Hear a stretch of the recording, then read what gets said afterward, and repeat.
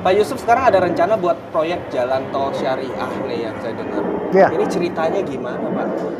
Maksudnya gimana? Saya memberikan proyek tol saya syariah jujur karena saya melihat umat Islam terutama dia kepengen sesuatu yang syariah.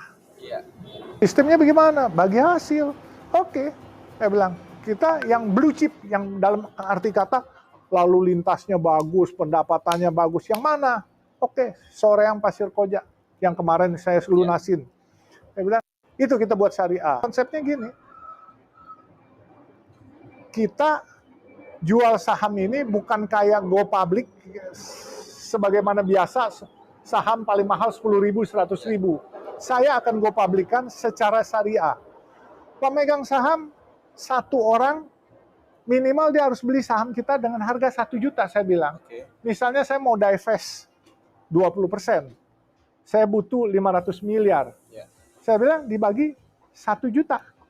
Jadi per lotnya sama, per lembarnya sama. Iya, jadi 1 juta saya perlu 500.000 pemegang saham. Nah, 500.000 pemegang saham dengan harga 1 juta, umat Islam ini banyak 500.000 pemegang saham, gaji dia UMR 4,2 juta. Bisa beli. Dia beli.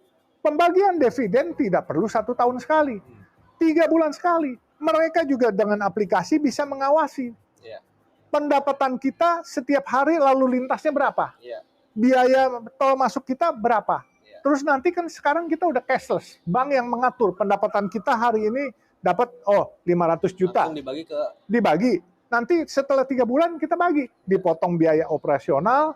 Nanti mereka tinggal bilang, umat kita yang membeli saham ini, oh iya saya dapat dividen misalnya 100 perak. Saya mau bagi buat lembaga wakaf nasional. Kita bekerja sama lembaga wakaf nasional.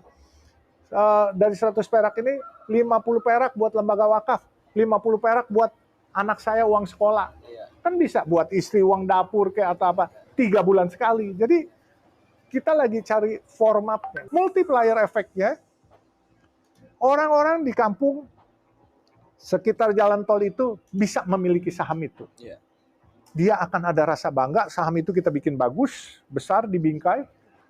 Jadi misalnya di Soreang Pasir Koja, misalnya Rudi saat pemilik 1 lembar saham Jalan Soreang Tol Pasir Koja. Zaman dulu gitu. ya, jadi ada bilietnya lah.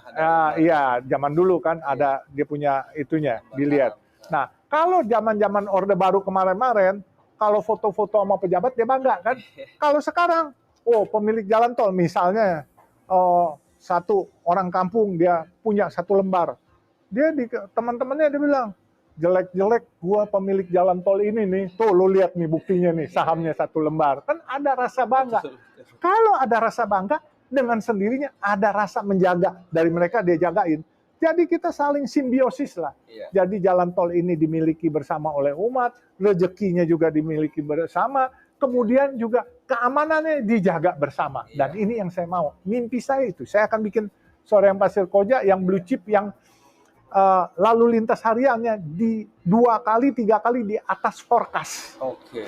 Saya punya forecast waktu itu cuma 20.000 kendaraan. Sekarang sudah 50.000. Jadi di atas forecast kita anggap jalan tol yang blue chip. Itu yang kita kasih umat. Jangan kita kasih umat yang baru mimpi kita. Ini mimpi kita yang terrealisasi. Siapapun, agama apapun, boleh beli sahamnya nanti. Nggak ada kita kotak-kotakan. Nanti sahamnya boleh dijual lagi nggak? Oh boleh, tapi ada biaya administrasi. Misalnya ada orang butuh duit. Kalau dia mau jual lebih mahal? Silakan kalau ada yang mau beli. Bisa jadi perdagangan bursa. Oh bisa, bisa. Apakah disiapkan bursanya juga atau dia harus dari orang ke orang cari sendiri pembelinya? Kita siapkan bursanya pasti. Kita harus kasih garansi kepada umat. Garantinya bagaimana? Dalam 2 tahun dia boleh buyback dengan harga yang sama, dipotong biaya administrasi saja.